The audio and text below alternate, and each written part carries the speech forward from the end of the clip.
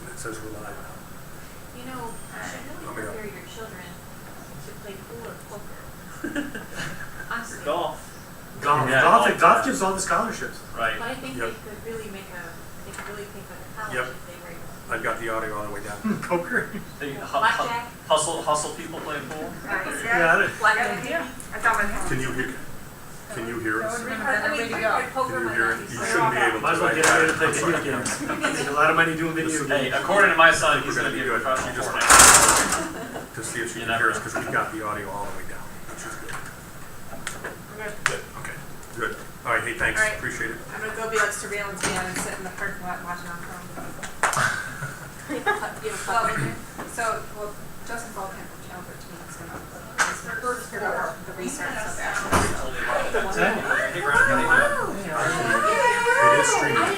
I can leave. Wherever you want. Yeah. All I gotta do is slide. Yep. That right where it's at. We're going to Just slide it right over. We're Use sharing that. together. How are you? I have you here. Good. Thanks for that over there. All right. All right.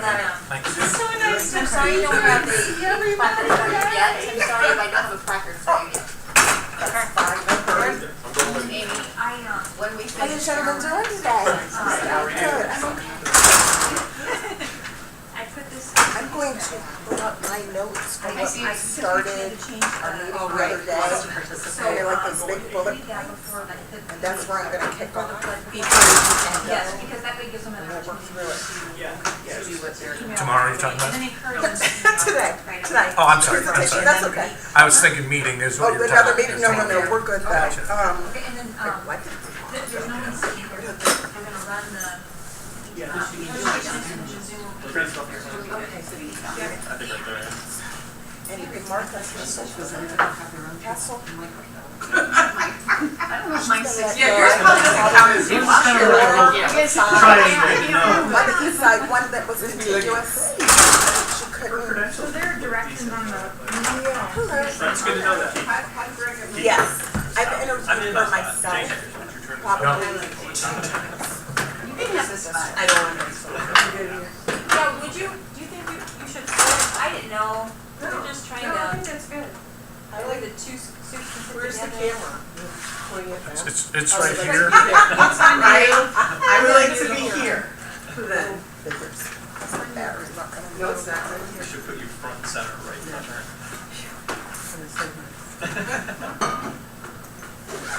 So before, like, I call meeting to order and then I read that, or I read that I- first? I would read it and then call the meeting to order, Okay. and that way we can get, if there's public participation, we can get that rolling. Look at you, like, you're so happy. Ready? Okay. So, good evening. For anyone who wants to participate in executive session, will have an opportunity to do so. Not in executive session. Yeah. I'm sorry, public participation. Right. It says executive session, but anyone who wants to participate in public participation will have an opportunity to do so during the meeting. For items on the agenda, public participation will occur after the Pledge of Allegiance. Public participation for items not on the agenda will occur after agenda item 5.4, classified resignation. So if you wish to participate in public participation, please immediately email your name, address, phone number, and topic you wish to discuss to district@sylvanusschools.org. You will be called in the order your email was received at the appropriate time. Thank you for your patience as we continue to navigate this unique situation.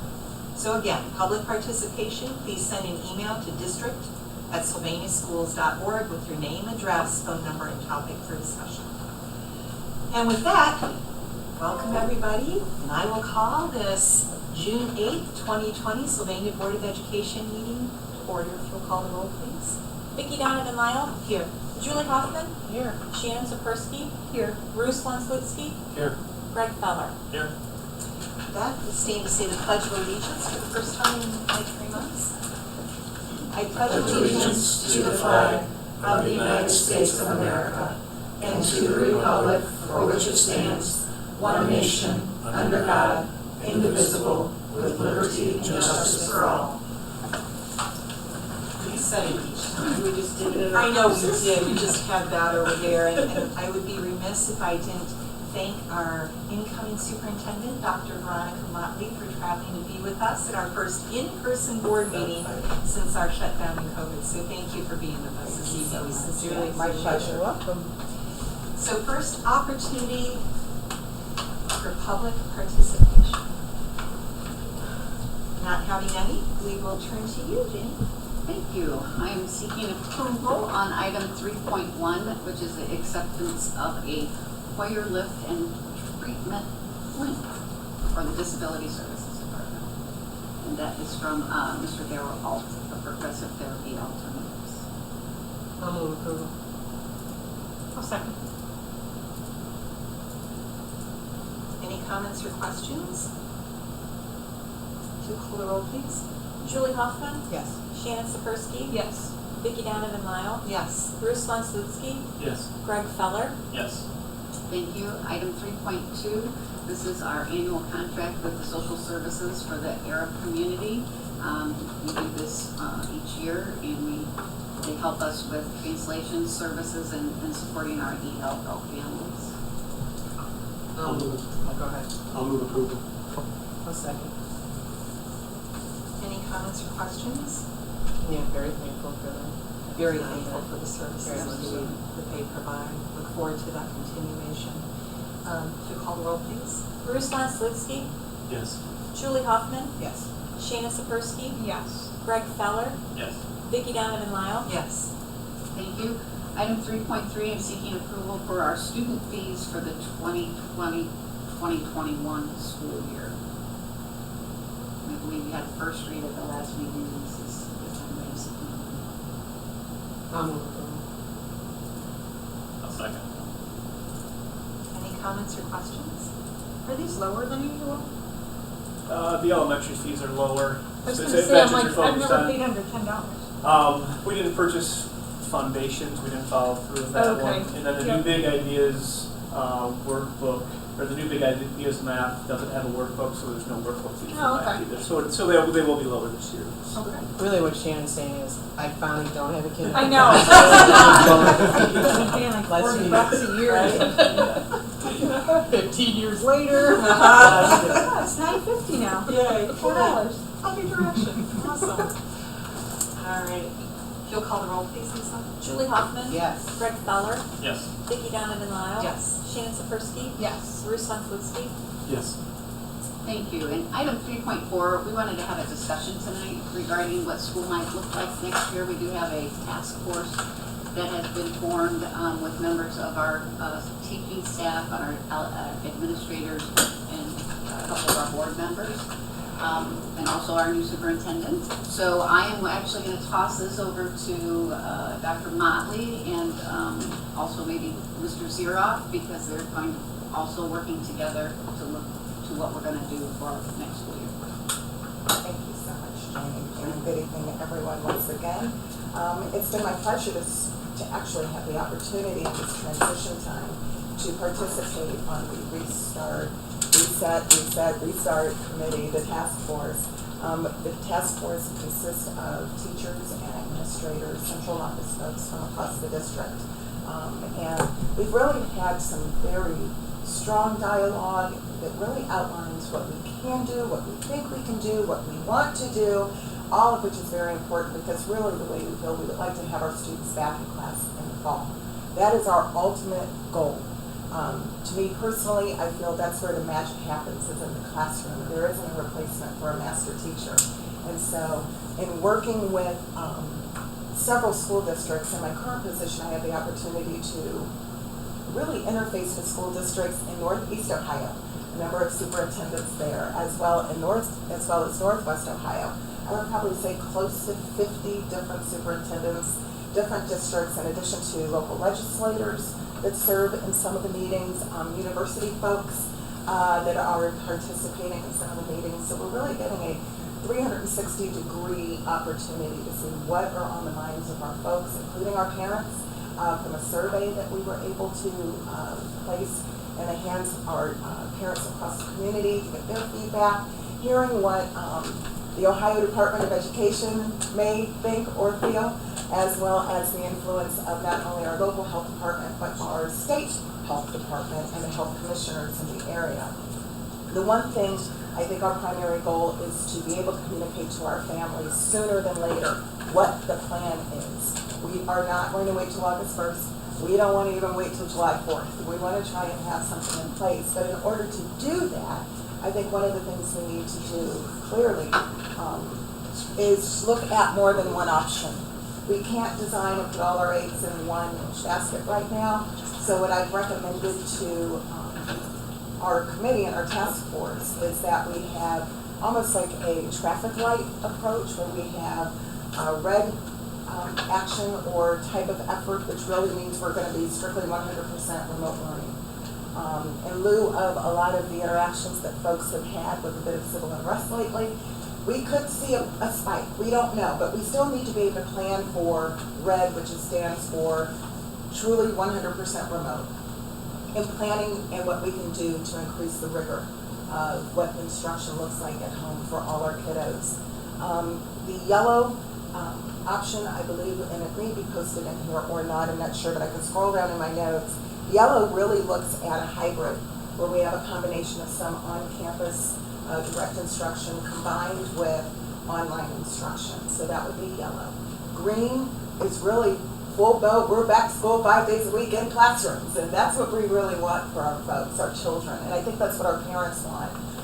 When I read an overview of some of the parent survey results in general, and I'll keep this very general, the majority of our parents, it's not a significant majority, but I would say it came back, I want to say, Tim, what, 60%, give or take? As far as more than likely to send back? Yes. Yeah, there was actually about 55%, right there it is up there, 55%. Perfect, thank you, Yep. thank you. Thank you for that, I Yeah, appreciate it, and thanks, Keith. Because I think this is what represents our community right now, what parents are feeling, and quite frankly, this data is probably about a week and a half, 2 weeks old. One thing we need to keep in mind is that, and I was sharing with some colleagues this morning and along with Jean and Vicki just a few minutes ago, Cedar Point is scheduled to open in about a week. Movie theaters are going to open in about a week. I think if we were to give this survey again in July, when folks have had an opportunity to vacation and really get back to some type of new normal, I think these numbers will be elevated. And I think we'll see even more parents that have an expectation that our students come back to school. One of the things I will tell you that is a key concern that all school districts are waiting on, and again, having the opportunity, east side of the state, north or west side of the state, it's all based on transportation right now.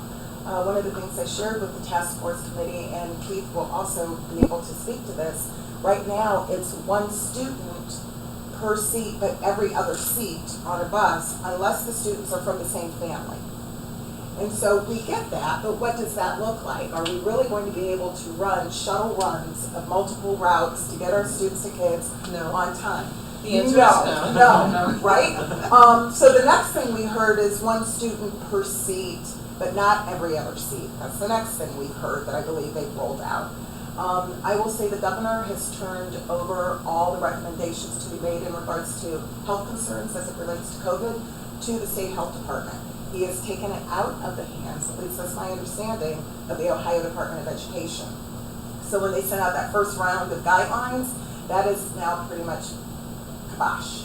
Right now, he is really calling the shots, and they're not options. One of the things we talked about in our task force meeting, quite frankly, is there's some non-negotiables. If they tell us 6 feet for social distancing in a classroom, we can't, I don't know if you want to click, I'm sorry. Well, you're following me, even though it's not up there, I'm like, it's on the next slide.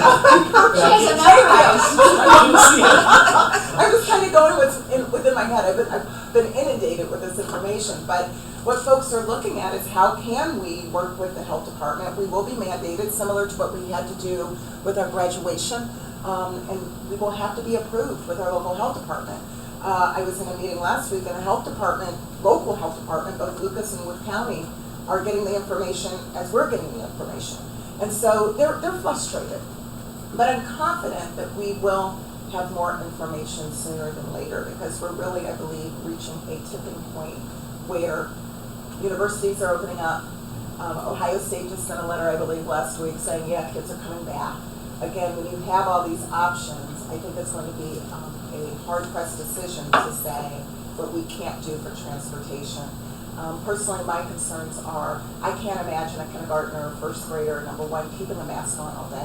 Or social distancing. Or social distancing at 6 feet with It's not gonna happen. It's just not gonna I happen. went to the store today, the kids did not. No. They were all. They're wearing them on one ear. They're touching everything. My kids kept theirs on, but most of the kids were like.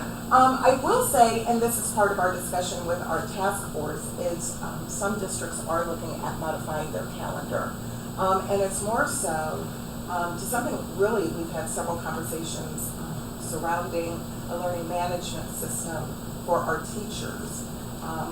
We work, Bruce Lynn, you work at a university, I've worked at a university, they have a learning management system, which is a platform for teachers to engage with students, and it's a one-stop shop, and it's easier for parents and students to access their work. The caveat is it requires a lot of professional development, and we have to standardize our equipment in the classroom, and we have to really set up some time with what that would look like. So what some school districts are considering is delaying school by a week and a week and a half just for students, and then providing that training at the beginning of the year while also teachers will have the opportunity to increase rigor of instruction and kind of really implement stronger instruction that will incorporate more technology. Because I think for a point, I do think candidly that some of our students and families are going to say, if I have to go out of town, why can't you send me that information remotely so I can continue learning? Again, our new normal. Thank you. Well, we were talking about it, and this is not even there. Right? So I think this is something we do have to consider as the district moving forward, regardless if we go back to school 100% green, go, yay. I still think it's going to be a new reality. Those are the three options. Again, full on campus, which is green, a full remote learning, which is red, and a hybrid. And I chose to use colors because I think it will help our teachers understand clearly what we are talking about. I think parents, the language will translate to as well, because quite frankly, folks, if we get in a position where there is a spike which can be predicted, and I don't know what that looks like, but if there is a spike during flu season, we can just tell parents as we build our plan, we are now going to go to red. And this is the expectation, and everybody knows once we put some more definition to it, of course, they will know what the expectations are and what the platform will look like for learning. Right, and I think those last three, slides just kind of go through those three plans. So if you just want to page through that, this was the full on campus, the remote learning at home, the hybrid, which is everything that Dr. Motley just talked about. So with that, we definitely want to have some discussion. And what are your thoughts? Vicki, Ruslan, if you want to share anything from you sitting in on the committee and sharing your thoughts with the board, I would appreciate that. I think you covered it well, but I think we did talk about creating some kind of a model, whether it's Blackboard or something, to have a seamless transition. I don't think delaying a week is going to honestly make a difference in the professional development, because it's just not enough time to learn what they're going to need to learn if we do go to a different model. A week is not enough. So I don't know if pushing back a week is really... I'd rather start earlier and finish earlier in case there's a spike. I worry that parents, if flu season hits and kids start showing symptoms, parents are going to just panic and are going to be a little more concerned. And even if it's not going to be COVID, it's going to be flu. But I think people are going to be a little more cautious this fall and this winter than previously. And if we do start to do the 14-day quarantine, if you start showing symptoms, I don't know. Starting later for me, I think, is a little more riskier than starting earlier. I think most districts or more schools, like at UT, I'll use we're starting a week earlier so we can finish earlier, just in case there is a breakout, and so we can take exams online. So I think I just worry about parents overreacting, and I'm not even, overreacting is probably not even the right word, but being overly cautious if children are showing symptoms, or if peers are showing symptoms, or even if they're showing symptoms. Because before we dismiss it as just the flu or it's a cold, I think now you got a temperature, you're coughing, you're sneezing, you're achy, we're gonna start going, ooh, what if it is? So I don't know, that's my concern. I think that's a good point, because I think people are going to have difficulty discerning, is it the flu? Right. Or is it COVID?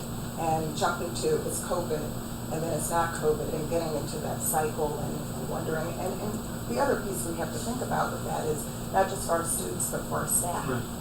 And the implications of our staff members. If someone is diagnosed, can we put their students, depending on what grade they're in, can we place them on remote learning right away? But what does that look like? If they're asymptomatic, they can teach remotely. Asymptomatic folks don't really, I believe, my understanding is they don't get the full boat onset of COVID where they end up in the hospital. They can be asymptomatic and still function very typically. But still be contagious. Still be contagious. They can be, but a CNBC report I saw it. said today, There's So the it's likelihood. But they also said, don't take Motrin. Oh, take Motrin. I know, but Don't that's take what I it. mean, it's so, Because nobody knows. no, nobody knows, and I Nobody think knows. that's why we have to be the voice of reason to say what is the reasonable restart, the reasonable thing to do, and I appreciate everybody's efforts in getting that message out on Friday, because I think there's a lot of desire, as we talked about in the task force, for our community to know, as well as our staff to know what does it look like, within the confines of understanding that Right. all of this back and forth. Right, because it can absolutely change next week, and with all the protests and all the civil unrest and all the people together, what does that look like? Is there gonna be a spike this summer because of that? Is there not? I mean, we don't know. What we know today could be completely different from what we know July 4th, July 10th. Which is why I'm August glad 10th. you made the point you did about the survey. I think if you surveyed folks a week or two from 100%, now, yeah. you find difference than you would even a month from now. So I think finding the best way to restart, because, you know, all I can keep thinking about is what you said, Ruslan, early on in this about how far behind our kiddos will be.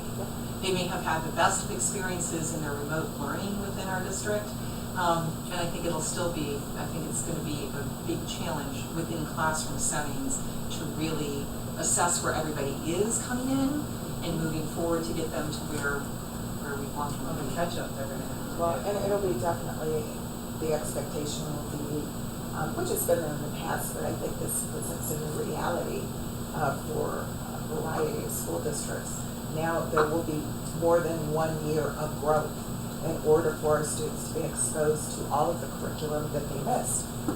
We have 4 quarters. Our students missed a quarter. We can't squeeze in 5 quarters, but 4. It's just somewhere we're going to have to develop what I would call extended learning opportunities to make sure we have an opportunity for our students to get access to the curriculum, learn the curriculum, master the curriculum, because otherwise that gap's just going to carry along and it's going to catch up eventually, and that's what we want to avoid. So, And one of the things, and I know we don't need to get too far into the weeds because we just talked about this on Friday and now it's Monday, but I think one of the biggest challenges that I see is finding the right platform to digital learning. I know you had some suggestions, Ruslan. You know, I think there were a variety of experiences, you know, both received within homes who are trying to be helpful to their students, as well as by kids who this was a new experience or a different experience. So I think putting our staff at ease with whatever professional development, whatever, I think to me, some of that decision making, because the yellow and the red both encompass that that to me is a priority in terms of us deciding moving forward what that digital space looks like. If we're living in the space that we lived in 100%. or why not? and I think that's one of the discussions we actually had during our meeting, is that we're going to work on an option A and option B. And of option A and option B, we should be able to pull the best of both. And option C has to come about because of a state mandate. We should have something to be able to pull from both to create that third option. If it's a learning management system, we can start working on PD and having opportunities for that, looking at ongoing, because to Ruslan's point, it's ongoing. It's ongoing PD, and it takes some time. And depending on where our folks are, and unfortunately at this juncture, I don't have a pulse of where our folks are. We may have some folks who are really technically savvy and could run with it, and we may have folks who are going like, how do I turn on the Chromebook and where's the camera? It's going to take them a little longer to really convert in what type of support we have to give them. Also, do we have standardized technology in all of our classrooms to make sure all of our teachers have the necessary equipment to make sure they can use the tools? And I'm looking at Lisa because that costs money. And but what does that look like? So just lots of things to consider. The list is endless, so I just want to make sure if you have any other questions of myself, Tim or Keith, Jenny, any of us on this topic, I'd be happy to. And I think what Ruslan and I can do, because I know it's gonna be a topic for all of us, everybody's gonna be asked when we start seeing people out and about and whatever, is I think the updates as frequently, and if there's, on Friday when it became apparent we were gonna be able to get an announcement out on a group text to my colleagues so everybody knew, because I think it's important for us to be able to send the message through the channels that we have and the folks that we talk to as well, to Dan, to Stella, because I think there's also, it's been the last 3 months, a lot of Absolutely. questions that folks have as to what does it look like when we don't know what it looks like for sure, but we can assure them as soon as we do that we'll let them know, once we know what that looks like. And I'd be happy after tonight's meeting, my goal was to hear the conversation, have the dialogue, and then work together with some folks here and shoot you out some talking points. If someone says, so when are we starting? Right now, our goal is to start this day. I would say you cannot give us enough information. A lot of times I don't want all the information, this time all of the information. But it's Right. important, and we have it collectively. I think you can tell we have what you need. I think that the strongest, I think we have to stick to the message though, that it is our goal and our desire to have kids back in school. But we have to work with the state agencies to make sure what that looks like and that we're in compliance. But our goal and our strongest desire is to have kids in classrooms in front of teachers. And our intent at this point would be the date that we have on the calendar for kids to return to Yes, school. that's what we communicated. Okay. At this point. It's not, it's 14th, right? I think it's the 18th. 18th, that's what I thought, we said it was 14th. So there's a few staggered starts in there, Yeah. but. So we definitely have, or we definitely are going to have like a red plan, right? Because I think if we learned anything, it's that we need a red plan. We never know what's gonna happen. Right. So it'll be just a good thing to have, I think, going forward. Somebody had asked me if the public will have access to the survey results. I think we could provide a summary of the survey. Yeah, I think we have a results. summary. I know we have that I would created. have- yeah. We can do Okay. that, yep. And then will this be? This is going to go on the website after Okay. our meeting tonight. Our Okay. communications director, Amy Eddington, is going to get it. And then another thing that I've heard in other districts, I think would be a good option, a possible option if we, for some reason, we did have to have like the 6 feet and all of that. Like, is there an option where the kids who really, really need to be in school could go to school? Like the kids who need to be fed and all of that. I could volunteer for my kids not to go if we need space for the other kids to get transportation and go to school. I think that's something we should consider. Yeah. I would anticipate that once we get the guidelines from the health department, I do know schools are still continuing to feed students throughout the summer. And that specific population, I can speak to that and attest to that. We're doing that now in my other home. Soon to be former home. Yeah, soon to be former. But no, I think those programs are necessary. I think it's going to really depend on what options we can offer. Will depend on what the guidelines we receive. And to your point of a red plan, I think that will be necessary that we develop it. I think the goal is, even if we have to work with our curriculum folks and say, can we start developing some online lessons that are really the old snow bag or blizzard bag type thing, but increase our rigor for our students. We've kind of been there, done that. I'm hoping it's not going to be a 3-month outing out of school, but we could certainly look at that. I know that's our goal. I've already asked Cheryl, I don't know if everybody else knows I've asked Cheryl, but I've asked her to get some pricing on different learning management systems and what it would look like, because it's not just the system, it's the professional development that's included, which is a whole nother package. And remaining sensitive to our cuts and looking at, I need to learn a little bit what we have in Title IIA, they could pay for the professional development. But yeah, definitely looking at those options. Oh, no, I was just like, I think the biggest thing for me would just be like a single platform, especially for the older grade levels. That was the most difficult thing for us, was having things coming in from multiple directions, so. And I think the one thing that I think we can do, because I think all of what you're saying sounds exactly where I hoped we'd be, but I think, and I appreciate all the work that's been done, let's keep really with our foot on the pedal, because I do think as we're coming out of this, there's going to be an expectation for guidance and direction. And we have to be thoughtful to give the time and appreciation to whatever directives are coming our way and the roller coaster in your office about, you know, the ups and downs and figuring it out. But I also think, you made the point, I think, Bruce, on Friday, I don't know, I think there was a lot of grace and understanding in the spring because everybody understood it was like this and you had to make decisions.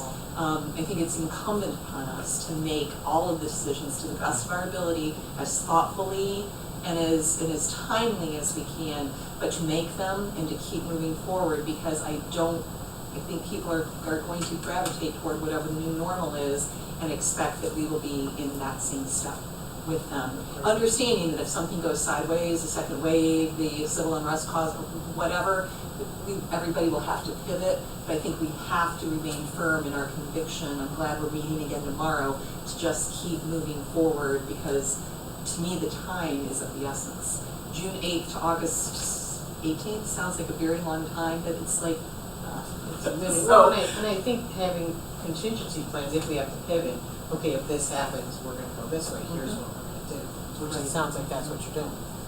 common sense. Common sense, but I think we owe that to our community, we owe that to our staff, to our students, because I think they should also be thinking about the expectations, you know, about preparing to come back to school and not being quite ready the same way they might have been able to come back to school in the fall in any other year of their lives. And I think especially about the little ones, you know, that I think it's just gonna be a lot, and I think about the academic expectation on rigor, the excellence that we have come to enjoy and appreciate, and how that's going to be delivered, and to give everybody the scaffolding they need to be able to do that. I do think, and to your point, I think generally our public understands that last time we were caught off guard, we did the best we can. But that can't be a repeat.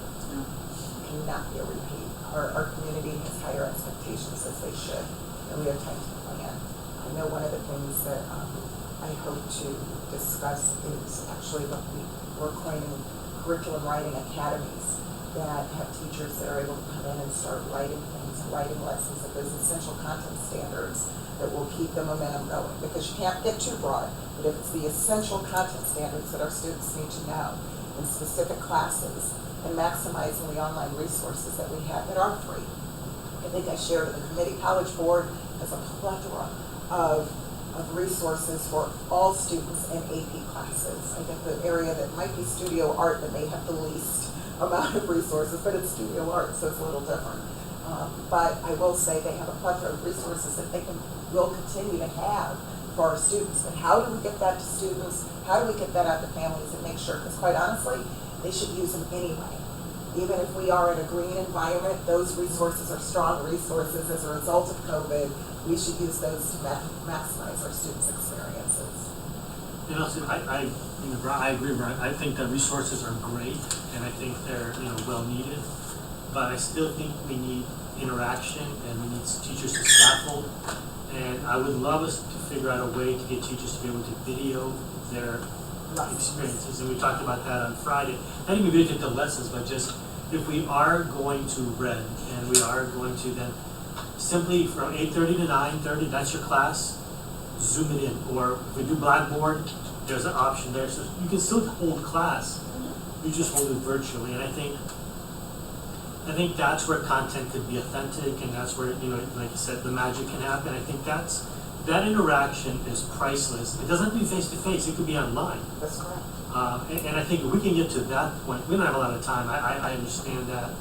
But if we start in a couple of weeks, I think we can, with 8 weeks of professional development, we can get teachers pretty proficient in delivering that type of stuff. I mean, I've gone through all the, you know, the training. I only use 20% of Blackboard. I mean, there's so much stuff to it. I mean, I'm by no means an expert. But if they can even get to 10%, I mean, they can do a lot of damage and a lot of good with just that 10% of what the service can provide. Well, that was one of the comments I saw in the survey that I really liked was, I think it was at the high school level, they said, you know, it'd be great if we could have a camera in the classroom, so if a kid is sick, has to stay home for 2 weeks, they can log on at 9 o'clock and they can watch the class while students are in class, and then if you're not in class, you can still watch your class. And participate. So I thought that was a great suggestion. I'm glad you said that, because we actually I brought that up on Friday, and we talked about that as a possibility. I think that's a great option. Yeah, in 2020, that should not be hard to That's, do. well, Right. if you have this, you can do it. Yeah. And that's the easiest Seems like thing about a it. button or two click to be able to Yeah. do that. That's it, agreed. But if we have Blackboard, I mean, this would be Blackboard, I don't know why I pushed Blackboard, but Schoolology. it's the only one, yeah, it's the only one I know, but, it could be any, but it, like Shannon said, as long as it's one platform, where regardless, I mean, students can have access, once our teachers understand it. We talked about the flipped classroom, we talked about all these things we can now do that are gonna be so cool, because we're gonna be technologically proficient. I mean, we can really take our district to the next, to the next level, just if we're creative enough to do that. And that's the exciting part, there's this philosophy class I had a long time ago, and one statement has always stuck with me. It said, out of chaos comes order. And I think out of chaos not only comes order, but it also is an opportunity to improve and build upon. And this is something I would say, quite honestly, we need to do and continue to move forward regardless of what the fall looks like. I would like to see some technology incorporated as a part of instruction. That's not an option, and I know we'll have to work with our union to kind of define what that looks like. But I will say that, once a student walks across the stage of Northview or Southview and they go to college, they get one of these. And I would say a lot of their work that they do is right here. And as a high school student in particular, it shouldn't be the first time. They should have exposure really starting in 6th, 7th, 8th grade, but definitely in high school. It should not be the first time they have that online accessibility is when they go to college in the fall. And in that regard, one of the things that we talked about, I've been very appreciative of the conversation space from our staff as it relates to understanding that we may be headed in two different directions. And one of the things that I've assured them is that to the extent that we all need to have memorandums of understanding or anything as it relates to contractual updates for the fall or anything we need to do to accommodate that this is a board that will make sure that we can support however we can in that regard, because I'm very appreciative. I thought the conversation Friday was a really, really good conversation, so stay tuned. Well, most likely, I mean, our kids are this is how they're gonna work. I mean, this is how I've worked for years and years, and this is how you work. And, I mean, so many offices are not opening back up, so this is their future, I think. Agreed. Google is not returning. Yeah. They're not returning. I don't think my They're all husband's going back remote. full time. They're all working Yeah. remotely. Yeah, we've learned something out of this, like you said, order. Are there any other questions anybody has? Yeah, so just to clarify, is the goal to have details on plans by the end of June? Is that our goal? I would hope so, yeah. I would think we would have some details on the plans and then would have to really wait to either submit those to the health department or submit them to the health department ahead of time. I want to say the end of June is our goal. We need to really, it's kind of like we can only go so far, but I'd say we develop our plan and we submit and see what our feedback is from the state and from the health department. Okay. Even if it's a framework, it doesn't need to be extremely detailed, but a framework of this is what we would like to see. Same for the bullet points for all of you.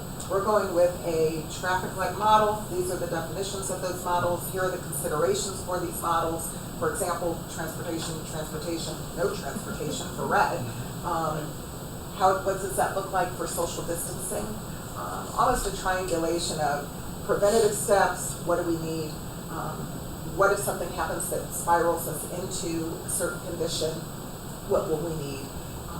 And also, what are we going to do if things just stay normal and we can go happy and back to our normal business, which is what we really want.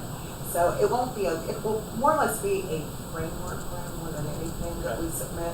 I'm afraid that if we give too many details, we are going to get really muddled down into what about. I don't want to do bus routes and what does that mean, one family to a seat, but I have kids in 2 different buildings or 3 different buildings that start at different times. That could be a headache too. But definitely a framework should be ready to roll. And then whatever we're going to do needs to be approved by the health department? That's my understanding. Okay. Yeah, that's I my think, as understanding. you say, I think as some things change over the course of the next couple of weeks, maybe theaters, I think you're going to find that out of necessity there's going to have to be pivoting because otherwise it makes no sense. So. I mean, the numbers were good.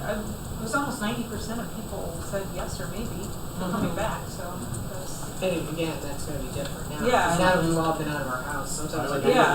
I go to walk in somewhere I don't have Yeah, a I mean, mask, that's- and I'm really So- enjoying it. But it's like, I think like I said that like when we first started doing that, I said we might as well wait because the numbers are gonna be, by July, people are gonna be back to, you know, like I told you, I went to Meyer, you know, people are even working from there, they're just doing whatever.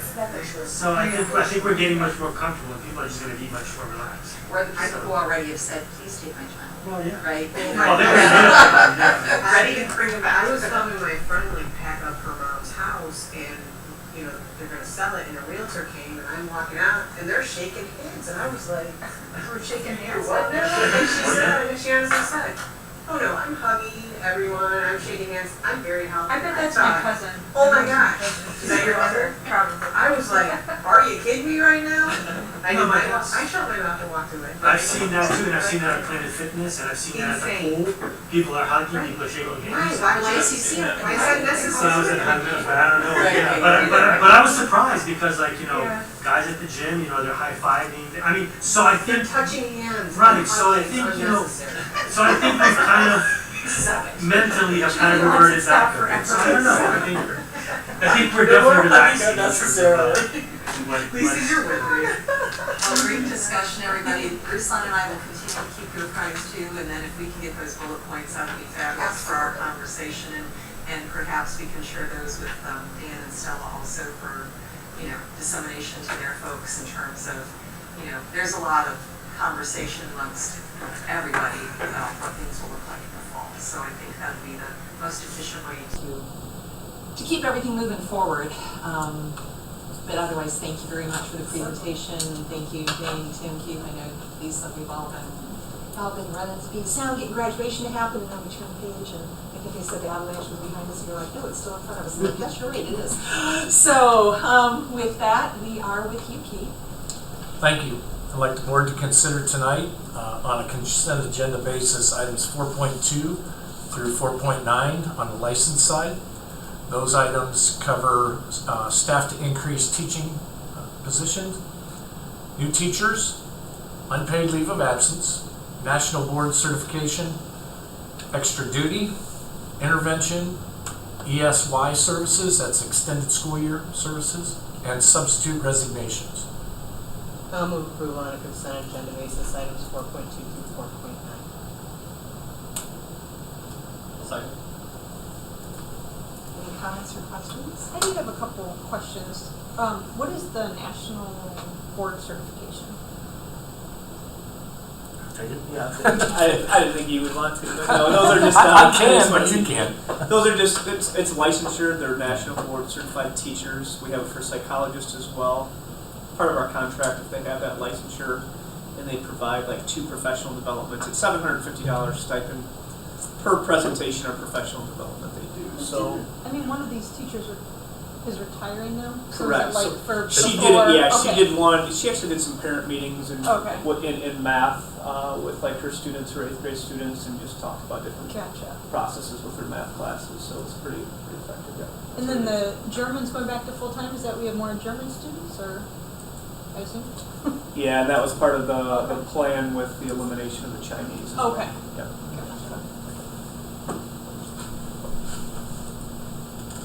Any other comments or questions? Do you call roll, please, Lisa? Julie Hoffman, Yes. Greg Feller, Yes. Vicki Donademile, Yes. Shannon Sapersky, Yes. Ruslan Slutsky. Yes.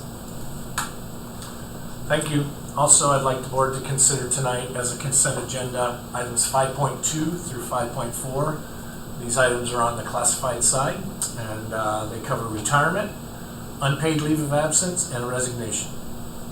I move approval of items 5.2 to 5.4. I'll second. Any comments or questions? We're losing Farah. Yes, she resigned. Yeah, it's devastating.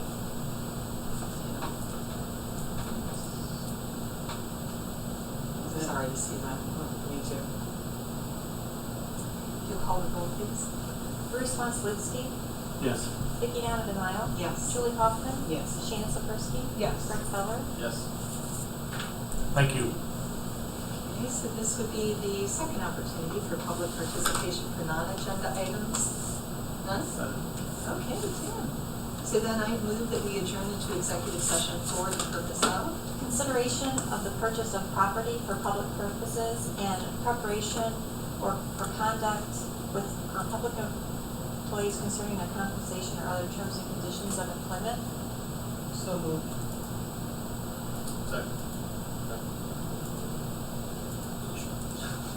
And there'll be no action taken on adjournment. If you'll call the roll, please. Julie Hoffman, Yes. Greg Feller, Yes. Vicki Donovan Lyle, Yes. Shannon Sipers, Yes. Bruce Constance. Yes.